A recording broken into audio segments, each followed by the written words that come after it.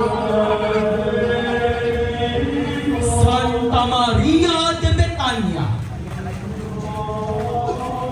Si Santa Maria ng Betania ay ang bunso sa tatlong magkakapatid na mula sa Betania, na lubos na minamahal ni Kristo.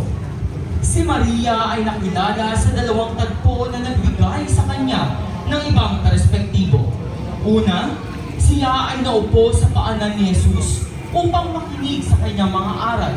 At ang pangalawa ay nang buhusan niya ng mamahaling pabango ang mga paa at ulo ni Kristo bilang paghahanda sa kamatayan ng Panginoon. Si Maria ng Betania ay kinikilala bilang patron ng mga kontemplatibong orden dahil sa kanyang pakikinig kay Jesus. Ang imahe ni Santa Maria de Betania ay nasa pangalaga ng pamilya ng yumaong Josefina Angeles ng nayon ng Balubad. Santa Maria de Betania, Ipanalangin mo kami. Santa Maria Jacobe,